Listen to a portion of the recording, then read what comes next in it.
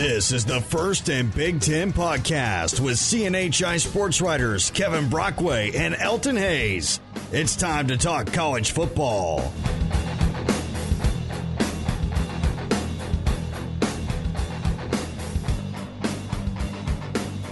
Welcome to the latest First and Big Ten podcast. Kevin Brockway from CNHI Sports Indiana with Elton Hayes from CNHI Sports Pennsylvania. And Elton, kind of a crazy, wild week. Of course, Illinois with the huge upset against Wisconsin being the first one. But the game that you were at Happy Valley was pretty interesting also. Penn State, building that early 21-0 lead and then holding on for a 20-21 win against Michigan. Yeah, it was. It was a crazy atmosphere there. 110,000 people, all dressed in white is a sight to see, especially at nighttime. So it was a cool environment. College game day was there. And, heading into it, I'd heard a lot about the whiteout experience, just how awesome and unique it is. And I was able to witness that firsthand. And I can say it is quite the spectacle. But, definitely don't envy any teams that have to go into that environment and try to play. But, no, it was a great game. Penn State jumped ahead 21-0 there in the second quarter. But as we've seen several times this year, the offense kind of disappeared for a bit. Michigan, got to give credit to Michigan's defense. Like James Franklin said, everyone wants to talk about the lulls in offense, but they forget that, these other guys are on scholarships too. And with a program like Michigan and a coach like Harbaugh, it kind of has to be acknowledged. But Penn State did what it had to do to get a 28-21 win. Ronnie Bell, the Michigan receiver, kind of dropped that touchdown pass in the end zone there to a turnover on downs. Penn State there late in the fourth quarter. Penn State was able to hold them off with a couple of plays, picked up the first down, and iced the victory. But, look, there's something to be said for being 7-0 at this point of the season. We're more than halfway through. I know some fans want Penn State to score 50 points every time the offense is out there, but if you find a way to remain 7-0 and undefeated in this climate, there's something to be said for that. Especially when you kind of look at programs such as Wisconsin, which you mentioned earlier, and Georgia a couple weeks ago. And really it was kind of a coming out party nationally for KJ Hamler. I mean, this is a receiver that seems to be getting better every week. What's been the key as far as his progression has been concerned? He was dynamic last year as a redshirt freshman. He led the team in receiving yards and touchdowns. Touchdowns for a receiver, but he's dynamic. James Franklin wants to get the ball in his hands as many times as he can get. We saw what happens when that's possible. 4 receptions for 108 yards and 2 touchdowns. He had he could have had a couple of other touchdowns, but he and quarterback Sean Clifford kind of missed on the long ball there. But he's just a dynamic threat every time he touches the ball. I believe that was his 20th consecutive game with the reception. And the key is getting him the football in space. We saw on Saturday, Penn State lined him up in the backfield a few times, kind of swung him out, motioned him out on a few plays. But as Penn State offense goes, is as far as KJ Hamler's going to take it. And, he's excelled and he's had the football, and he really enhances that offense. He got Big Ten Player of the Week for the first time in his career also on Monday. For Michigan, I mean, it was a furious comeback, and they were in position to win the game on the road. So I can't really bang on Jim Harbaugh too much for this one, but it's still a situation where, the Big Ten, their Big Ten titles or hopes are kind of slipping away. Yeah, they are. 2 losses now. I just, really don't see, they still have to go to Ohio State here at the end of the year. I just don't see them playing themselves into a Big Ten championship game. But, kudos to Michigan. Michigan gave a valiant effort. Shea Patterson threw for 276 yards, which was tied a season high for him. He also threw for 276 yards against Rutgers a few weeks back. And running back Zach Charbonnet, a freshman, who was able to get 81 yards and 2 touchdowns. The first time all year Penn State allowed more than 2 rushing touchdowns to a opposing running back. So, Michigan did everything it could. It was for all of the hate that Michigan gets for its offense and just lack of production, Michigan's offense did what it was supposed to do and almost played itself to a win. Yeah, no question, Elton. It was obviously Penn State keeps rolling along and remains one of the three Big Ten teams that are undefeated. Quickly kind of touching on the two teams within the state of Indiana, Purdue, first of all, goes on the road. They fall short at Iowa. Really a game that Purdue played hard. I mean, there were 17.5-point underdogs, but two costly turnovers in Iowa territory really hurt him in this game. One, an interception by Plummer to start the third quarter, another a fumble by Ahmad Anderson. Chad Plummer, being a young quarterback on the road, was up and down. Phenomenal day for David Bell, 13 catches for 197 yards and a touchdown. But Iowa coming through in the end, in the first half, they sputtered in the red zone as they had their previous two games, but finally broke through in the end zone. And Mekhi Sargent, the former Key West High School conch, with a touchdown rush at the end of the game, and that kind of warms my heart because, I got my career started in Key West, Florida way back in the 90s. Yeah, no, this was, Iowa needed this win. Iowa definitely, kind of hit a lull there, losing the Penn State deal week before. And, if you're an Iowa fan, you can look at this two ways. You squeaked out a 26-20 win against Purdue, or you could say, hey, Purdue's kind of hobbled, came in here with 2 wins. We expected more, but, definitely a big win, a much needed win for Iowa. But if you're a Purdue fan, also a lot to be excited about. You mentioned Plummer, who had statistically threw the ball 50 times. I believe he threw for over 300 yards. A lot to be excited there. David Bell emerging as a freshman receiver. Obviously they didn't win the game, but not a lot to hang your head on if you're a Purdue fan. Yeah, and Jeff Brown said in his press conference on Monday he wants to see Plummer scramble a little more, run the ball a little more, rather than maybe trying to force throws in from time to time. And on the flip side, Indiana took care of business. They won a road game at Maryland, 34-28. It was a little bit of a struggle at times, and they lost their starting quarterback, Michael Penix, in the first quarter to an undisclosed injury, but Peyton Ramsey came in and held the team steady, made a big throw to Nick Westbrook before the end of the half, a big touchdown throw, and Westbrook made a great diving catch.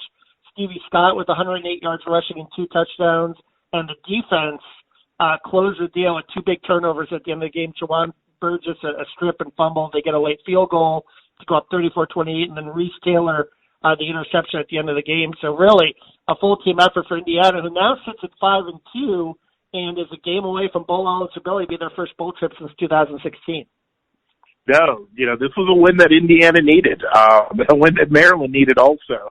But, very happy to see Peyton Ramsey, after being a starter last year, being disposed with Michael Penix this season, for him to come in off the bench and to have such a strong performance and to, get Indiana one game closer, like you said, for their first bowl-eligible season in 3 years, was just spoke a lot to them and to the job that Tom Allen is doing there.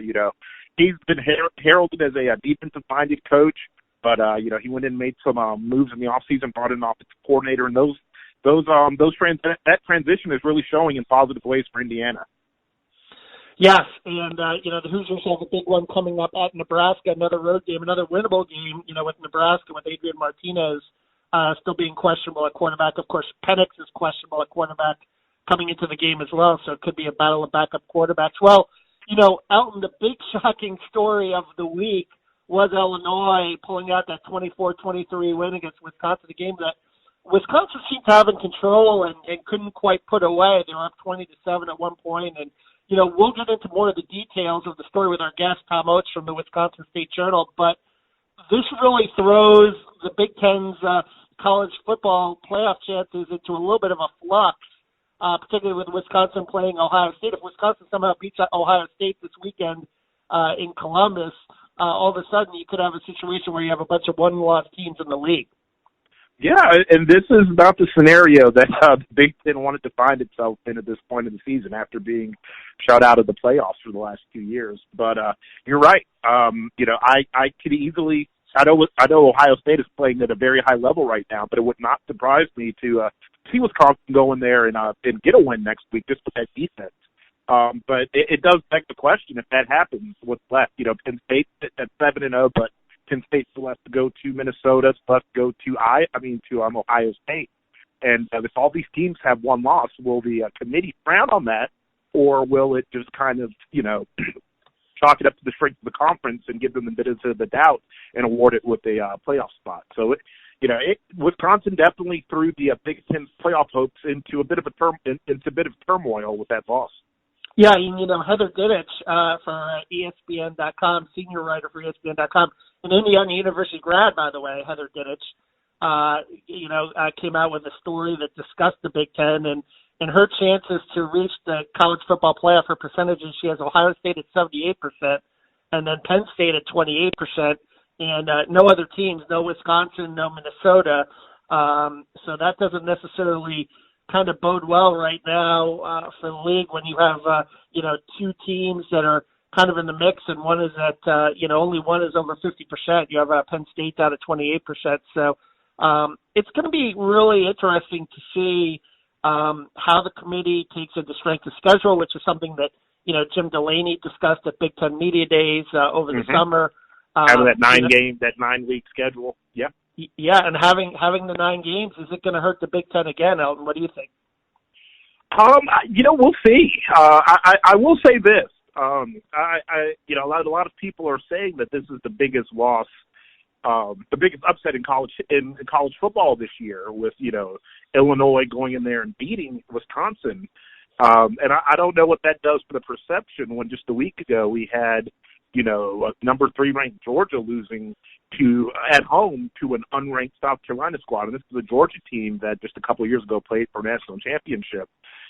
So I'm not going to say that there's any bias or conspiracies here, but it's interesting to just hear how the 2 losses have been kind of explained away, nationally. Yeah, and don't forget, Georgia beat Notre Dame earlier this season, too, at home, and then they lay an egg against South Carolina. So I kind of disagree that necessarily that, this has been the biggest upset in college football so far. I still think that South Carolina going into Georgia and beating Georgia. I mean, Wisconsin actually lost on the road at Illinois. I think that was a bigger upset in my mind. I agree. I'm with you on that. But like I said, we'll see how the committee views it. The first selection show is coming up soon, so we don't have to wait that long. No question, Alan, and certainly for the Big Ten, they want to get back in that mix. They want to be one of those 4 teams at the end of the year that are standing. I still think that Ohio State still looks to me heading above, and I think they have a pretty good chance of running the table still, compared to the rest of the league. I agree. Just looking at the body of work, especially we saw on Friday night with that 52-6 win against Northwestern, I just really don't see anyone else out there, contending with them conference-wise for the crown. Although, like I said, it would not surprise me to see Wisconsin go in there and give the Buckeyes all they can handle. Yeah, Wisconsin will be coming in with as a desperate team for sure, so that will be interesting to watch. So coming up, we will have our thumbs up, thumbs down segment. This is Kevin Brockway from CNHI Sports Indiana with Elton Hayes from CNHI Sports Pennsylvania for the First and Big Ten podcast. Get the latest Big Ten, IU, Purdue, and Penn State football news by following the guys on Twitter. Kevin is at Kevin Brockway G1, and Elton is at EHDC12. Welcome back to the First and Big Ten podcast. Kevin Brockway from CNHI Sports Indiana with Elton Hayes from CNHI Sports Pennsylvania. A thumbs up, thumbs down segment, Elton, and let me start by an obvious thumbs up. The Illinois Fighting Illini pulling off a huge upset, one of the biggest of college football so far, coming back to beat Wisconsin down 27, to beat them 24-23 on the McCourt field goal at the end of regulation, 39 yards. Reggie Corbin was great. Brandon Peters did have 2 touchdown passes in that game as well. The Michigan transfer coming back from injury. All in all, a really good effort for the Fighting Illini, and Lovie Smith's job status can rest easy for another day. He got his banner wet, so yeah, happy for Illinois. My first thumbs up is going to go to Penn State wide receiver KJ Hamler.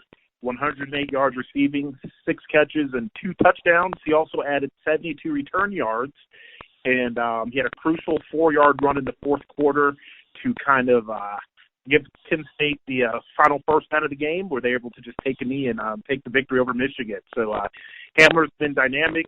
He's the most electric player on that team and one of the most electric in the Big Ten Conference. He gets my first thumbs up. Okay, and moving on to my second thumbs up, David Bell, the freshman receiver from Purdue. Second straight week, he was just phenomenal. 13 catches for 197 yards and a touchdown. And if you saw that touchdown, he was kind of a slipping back shoulder touchdown. It was really quite a catch to see, and he made a long touchdown. And, losing effort, obviously, for Purdue, but still set a program record for receiving yards in a game. Really phenomenal day. Was Big Ten Freshman of the Week. David Bell gets my second thumbs up. My second thumbs up, I'm going to stick in the receiver category here and go with Minnesota receiver Tyler Johnson. Not the first time I've mentioned him in this category, so he's doing something right. 130 yards receiving on 6 catches with 1 touchdown.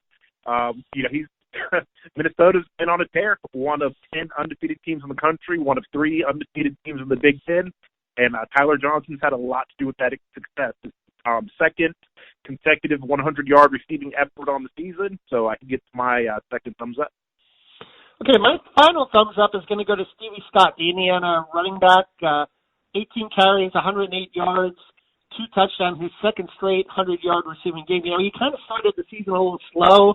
Kalen DeBoer was kind of throwing the ball more. There were questions about offensive balance, but really, when Michael Penix went down in that game, Peyton Ramsey played really well, but they really had more balance, too, and Scott really, I thought, kind of stabilized them offensively, made some big runs throughout that game. He's starting to get, the running game going for Indiana, which is balancing the passing game nicely, so he gets my final thumbs up this week. My final thumbs up is going to go to Purdue quarterback Jack Plummer. We saw Plummer make his second career start a few weeks ago in Happy Valley, where he was, threw for 119 yards. Since then, he has thrown for 727 yards in 2 games. Most recently, he torched Iowa secondary for 327 yards, 2 touchdowns, and 30 completions. He also had an interception, but, this guy's done very well. I know the former quarterback, Jeff Brom, has to be pleased with the output he's getting out of the youngster. So Jack Plummer, even though it was a losing effort, he did what he had to do and had a great performance, and he gets my final thumbs up.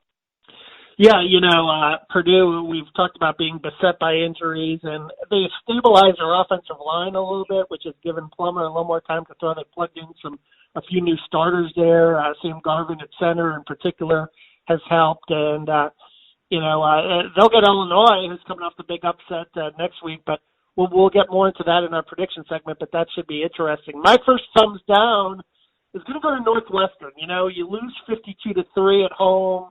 You're in Evanston. I know Ohio State is a machine. They've done this to a lot of teams. They've done this to Indiana. They've scored over 50. But still, I think you have to give a better showing. Pat Fitzgerald said after the game in the second quarter, he said, we knew what was coming. We just couldn't stop it. And I don't know if that's an indictment on recruiting.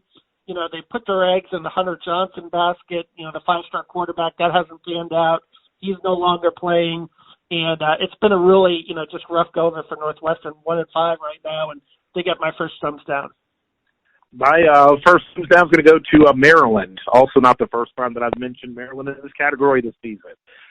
Maryland lost its second consecutive game last week, a 34-28 loss to Indiana, putting Maryland at 1-3 in Big Ten play right now. The only Big Ten win Maryland has is against Rutgers, and given the state of things in Rutgers, that's really not saying a lot. But Indiana's offense, scorched Maryland for 520 yards, and so an effort like that will definitely earn you a thumbs down in my book. So my first thumbs down goes to Maryland.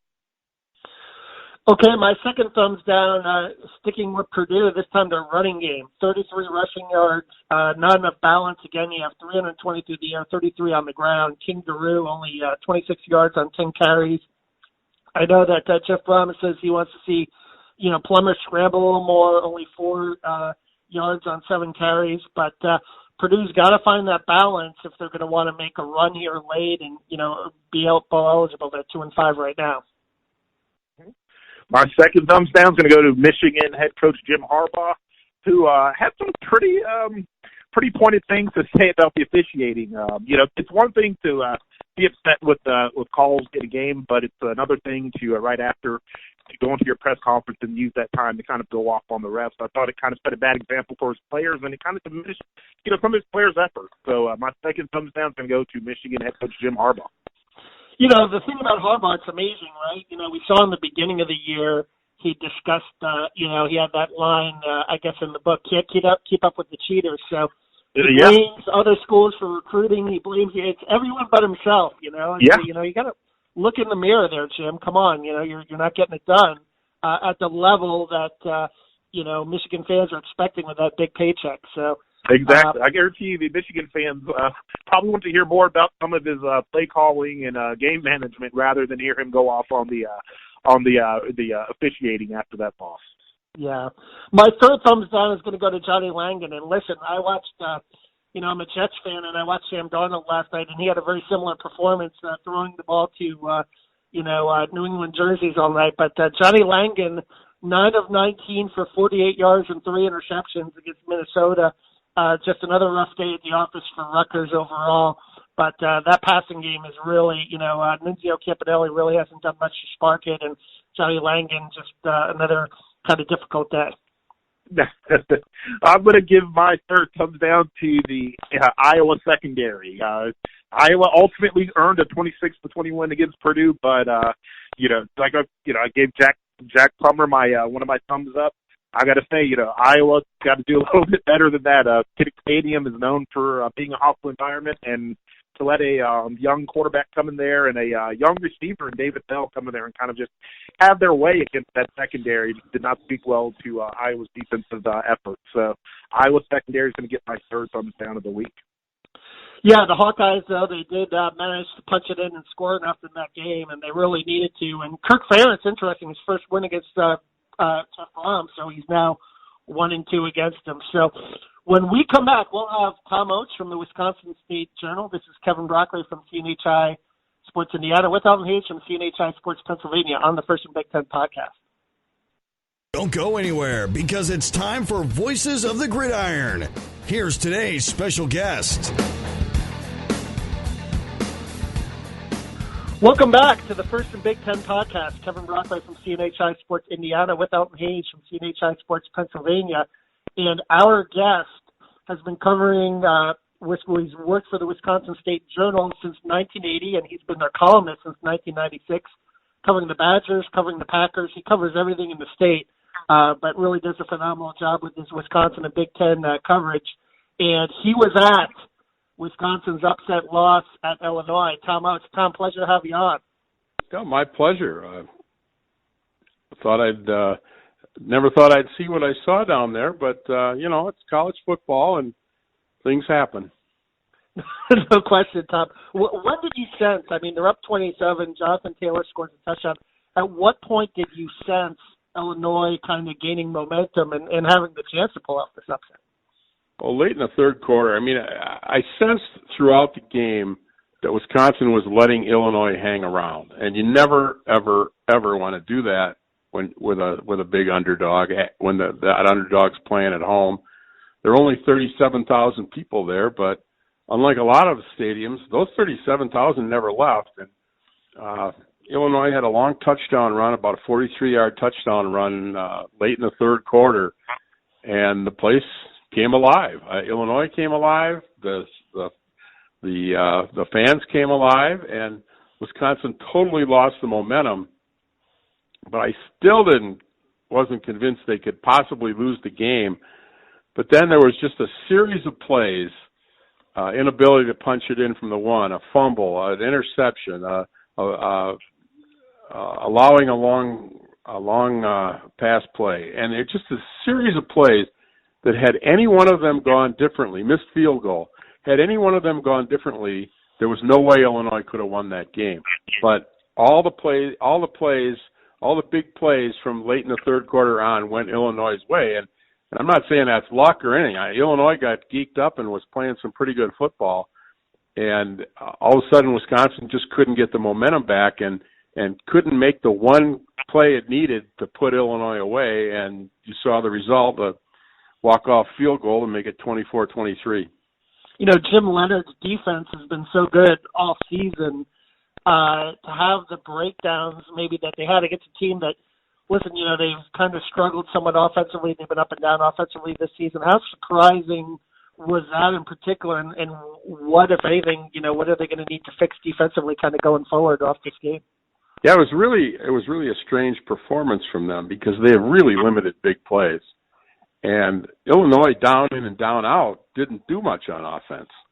But Illinois had a couple big plays in the passing game. Wisconsin safety whiffed and a play went for 46 yards and a touchdown on a slant, and a couple long runs. And there were probably 4 or 5 plays in that game where Wisconsin looked just coughed up big plays, something it doesn't normally do.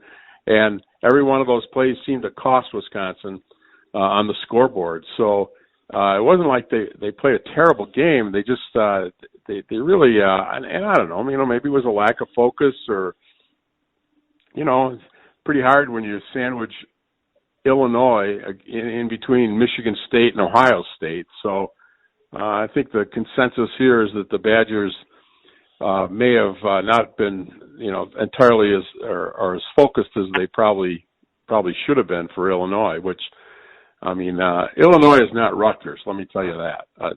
Illinois is a pretty it's not a good team. They haven't won a lot of Big Ten games, but they have some good players. Not a lot of good players, but they have some good players. And I thought all along that would give Illinois a puncher's chance, and that's exactly what happened. Tom, Elton Hayes here from CNHI, Pennsylvania.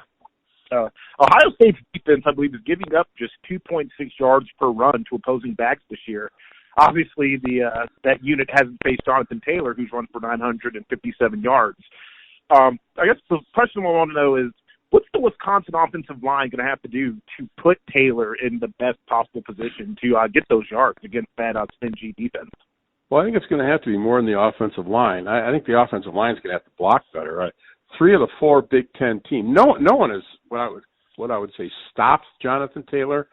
But 3 of the 4 Big Ten teams, the exception being Michigan, have slowed Jonathan Taylor, and they've cut off some of his escape routes that he sometimes gets his long runs on.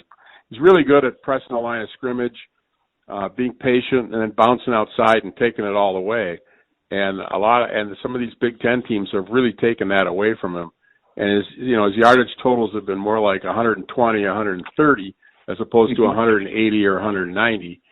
And 3 of the 4 Big Ten teams have been able to do that. They juggle around their offensive line some. I think that indicates just a lack of consistency that they're getting, which they're desperately seeking, and they better find it by Saturday, I can tell you that. But so part of it's the running game and the way part of it's the way teams are playing them. I think teams are really playing their safeties up, and Wisconsin, part of it's on the coaches. They have to call the plays to make teams pay for stopping that running game. And I'm not sure in these big games that they've always done that. They've gone a little conservative, and Jack Cohn's completing 75, 76% of his passes. It's phenomenal. I think they need to trust him a little more, to be honest with you. Okay. Well, looking at the other side of the ball, Justin Fields has really just, thrived his first year at Ohio State, throwing for over, I think, 2,400 yards so far, 22 touchdowns against just 1 interception. Wisconsin's defense has been very, very good. 4 shutouts this year. Lost to Illinois notwithstanding, it's still regarded as one of the nation's best. How do you see that matchup between Fields and that Ohio State receiving core matching up against this Wisconsin defense? Well, I think one of the surprises this year is Wisconsin has a lot of decent cornerbacks. Been a lot of years around here where they had 1 or maybe 2, and you crossed your fingers and hoped that they wouldn't get hurt because there wasn't a lot of depth. They have a pretty good group. I think it's 5 deep of cornerbacks, all of whom have experience, all of whom have played a considerable amount, and 2 or 3 of them have some very legitimate speed. Now, I understand matching up with Ohio State's receivers is really difficult, and it's going to be certainly their biggest test of the year. they did a great job against Michigan's receivers, and although Michigan I don't think has quite the quarterback that Ohio State does. But and the other thing Wisconsin's done is it's manufactured a great pass rush. Zach Bond has been terrific every game coming off the edge, and they've been blitzing their inside guys, especially Chris Orr, who's turned into a sack machine on some real, I think, brilliant delayed blitz calls by Jimmy Leonard. So they put a lot of pressure on the quarterback. Now, a quarterback like Fields just presents so many different problems. So I've always maintained that the hardest guy to guard in football is a quarterback who can run, not a running quarterback who can pass, but a passing quarterback who can run. And I think Fields is that. He's a terrific thrower, but he can also run, and that's just to me is a great X factor in any game, and they're going to have to spy him some way somehow, and I don't know that they've done a lot of that over the years or under Jimmy Leonard. So it'll be interesting to see what they do with that, but you have to in some way, shape, or form spy the guy because he can make a lot of things happen on a field. Yeah, and I wanted to correct myself. He's thrown for 1,492 yards, so let's get that correct. It's still a lot. It is a lot, especially when you look at his touchdown-interception ratio, which is just out of this world right now. So yeah, they're. I mean, that's a scary offense. Wisconsin has played great defense, except for the fourth quarter against Illinois. Wisconsin's played great defense all year, and but they've faced no one of the caliber of the running, the passing. I mean, you got a great back, you got a great core of wide receivers, you got a great Heisman Trophy candidate at quarterback. I mean, they've certainly never faced anything like that. So it's going to be really interesting because Wisconsin is still ranked number one in many of the top defensive categories in the entire nation. So, scoring yards allowed, rush yards allowed, pass efficiency, defense, all those things. Really, and they've turned the ball over a lot. They really played outstanding defense for, like I said, for all but one quarter of the season. But they've never faced anything like what they're going to see in Columbus on Saturday. Tom, recent history with this group and this coaching staff, how they bounce back from these kind of losses, what do you draw from that, and how do you sense maybe some of the way the locker room is, a sense of urgency and coming into a game like this with a chance to, maybe get a win and get back in the playoff picture? Well, historically with this group, they've bounced back really well. Last year, I don't think they did, but I think they had some chemistry issues in their locker room last year, and they do not have those issues in their locker room this year at all. This is a very harmonious group of young, hungry players. They're still a pretty young team, and it's a young, hungry team, and I think Wisconsin will come out really, really ready to play and put on a good performance. I think they'll put the Illinois thing behind them and come out ready to play. My only question is, will that be good enough? Because I'm not sure. What are some of the keys you think, Tom, if they're going to pull off an upset on Saturday, what's going to have to happen? I think Jonathan Taylor's going to have to break a couple of long runs, which he hasn't done in most of the Big Ten games to date. I think they're going to have to look at Jack Cohn and say, we trust you to throw any and all types of passes, and he's going to have to come through. I don't think they can let Ohio State run on them. I don't know that Ohio State's going to kill them through the air, but I think Ohio State is really dangerous. If Dobbins, is running 7-8 yards a carry, or if Fields ends up running 6 times for 65 yards or 70 yards, those kinds of things I think could really hurt them. So I think those are all keys to the game: stopping the run and having Taylor break off a couple of runs, but also balancing the run with the pass, because everybody's loading up on the run. I mean, but Wisconsin's seen that for years and years and years. It usually comes down to, do you trust your quarterback to throw the ball around? And I don't think he can play conservative even though it's in the horseshoe, on a huge national game, I don't think Wisconsin can come out and play conservatively and win. Well, Tom, enjoy the Horseshoe, enjoy Columbus, and certainly a huge matchup, and we'll all be watching. All right, my pleasure, boys. Thanks for joining us. Yep. All right, that's Tom Oates, and coming back, our predictions on the First and Big Ten podcast. This is Kevin Brockway from CNHI Sports Indiana with Elton Hayes from CNHI Sports Pennsylvania. Want to see more from Kevin and Elton? Subscribe to a CNHI newspaper near you.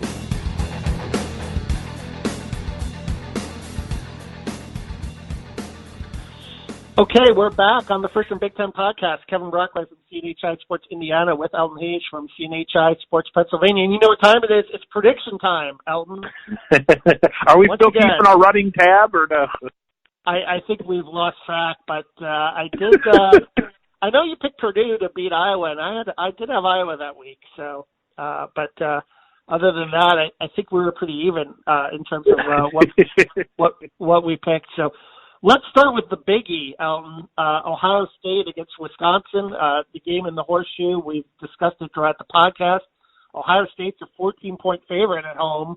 And if you're into wagering, I might take the points per se. I think Wisconsin's going to bounce back and play them close, but I still like Ohio State outright to win this game.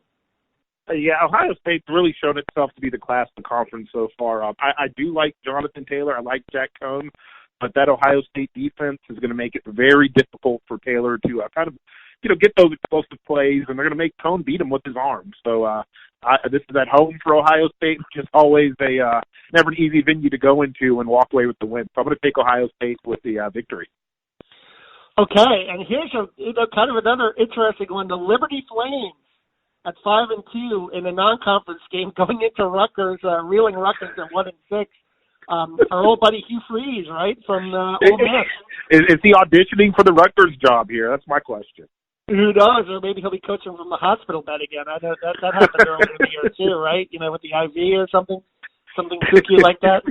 It was really strange, but this might be Rutgers' last best chance to get a win. They are 7.5-point underdogs at home. I think Rutgers is going to get Nunzio the win here. I'll say at home they'll rally on the banks of the Raritan, and they'll beat Hugh Freeze.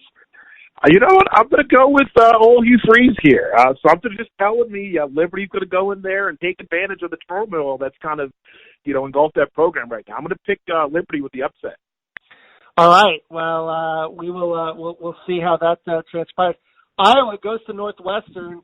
Iowa's a 10.5-point favorite. They righted themselves somewhat, with that win over Purdue at home. Now they go on the road to Evanston with Northwestern kind of reeling at 1-5. I like Iowa to continue to play well and win this game. I agree with you. I think this is the week that Iowa kind of puts it all together offensively and defensively, and gets a convincing win here for Pat Fitzgerald against Pat Fitzgerald and the Wildcats. So I'm going to pick Iowa to win. Okay, Purdue at home against Illinois, an Illinois team that just pulled off the huge upset against Wisconsin, and Purdue's a 9.5-point favorite in this game, which is mildly surprising to me, considering that Illinois does have a better record, and they did come off that win. But we know how explosive Purdue is, and we know how well they've played at home with their 2 wins against Vanderbilt and Maryland. I think Purdue is going to win this game outright. I just don't know if it's going to be by 9.5 points. I think it might be closer than that. Yeah, I really like the way Purdue's playing right now. They got a lot of young talent that's really kind of coming together. Being at home can only but help them in this one. I think Purdue gets the win and kind of brings Lovie Smith in the Illini back to reality. Okay, this is a really interesting matchup. Indiana at Nebraska. Nebraska 1-point favorite at home. We know the Huskers have been really up and down. Adrian Martinez, we still don't know if he's going to play with the knee injury. Michael Penix, we don't know if he's going to play with an undisclosed injury. It's going to be really, I think, a very tight game. I think it's going to be a really interesting game. It could be one of those games that comes down to the wire like Nebraska did when they beat Illinois by 3 points earlier in the year at Memorial Stadium in Lincoln, Nebraska. That's interesting. Both these teams play at Memorial Stadium. Indiana's got their Memorial Stadium too, but I like I like Indiana in this game to pick up their sixth win and be bowl eligible. I'm with you on this one. I like what they're doing right now. They're playing some great football. I think, as you as well, I think it's going to be closer. I don't think it's going to be a runaway victory for the Hoosiers, but I think Illinois wins a tight one on the road and becomes bowl eligible for the first time since 2016. Yeah, and a good, positive step in the direction. And here's what Indiana wide receiver Nick Westbrook had to say about the possibility of being bowl eligible.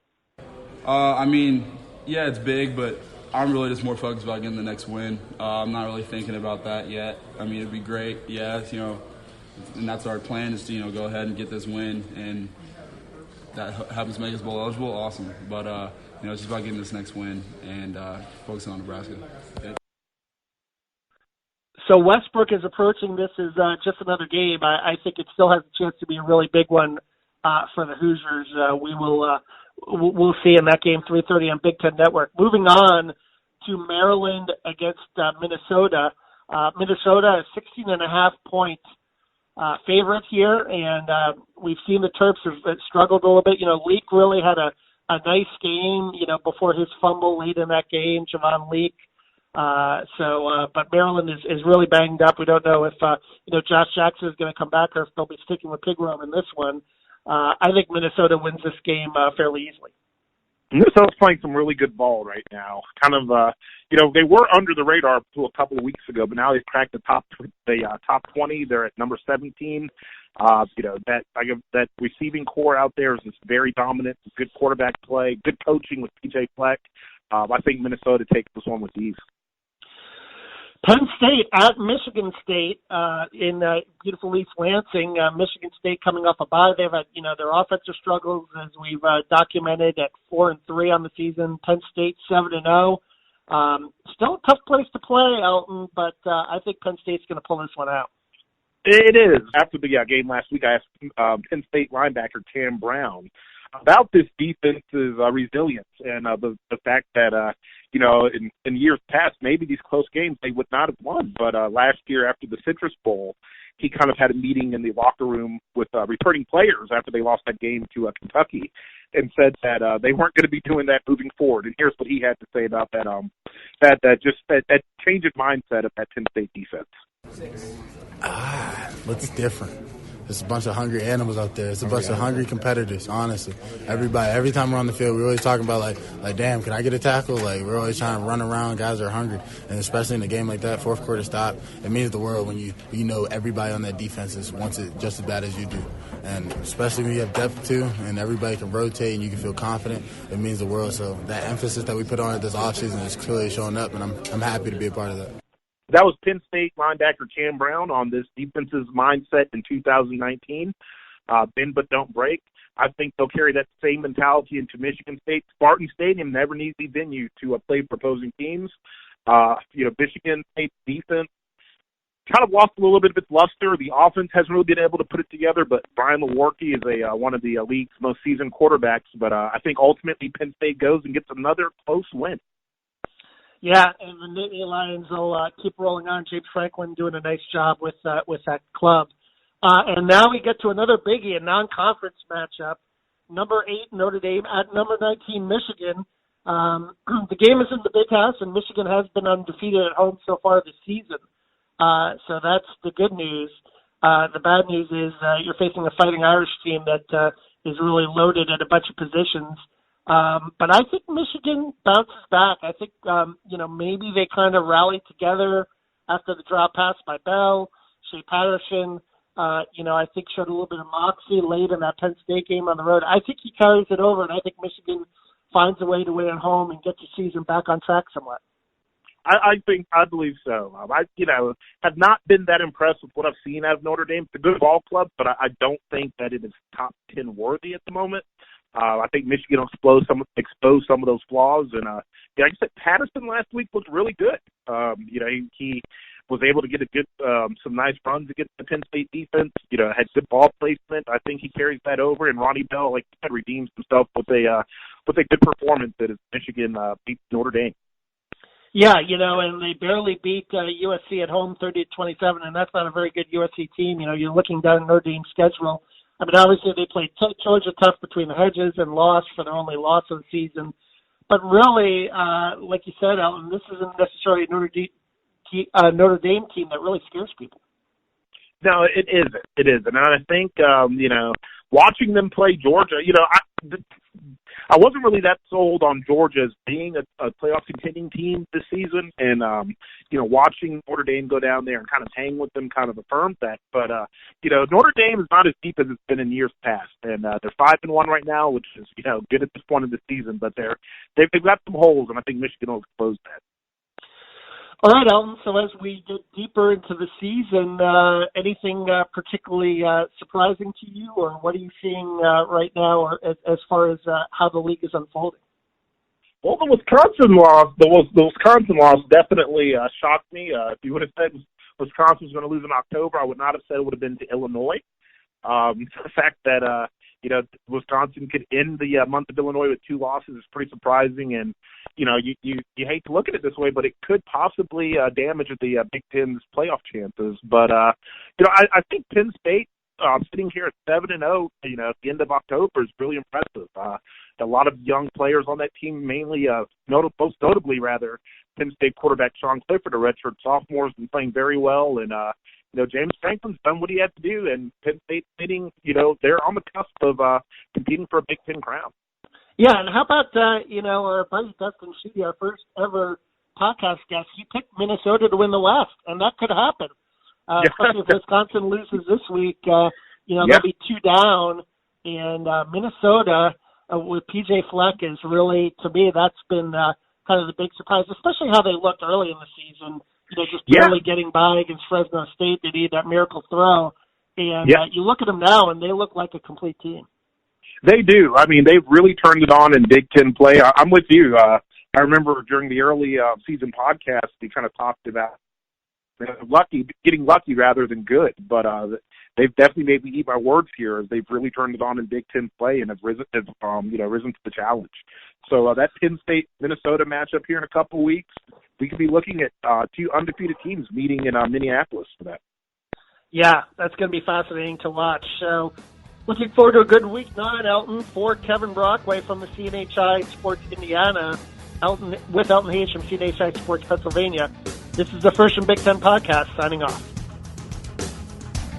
Thanks for listening to your number one source for college football and Big Ten news, the First and Big Ten podcast.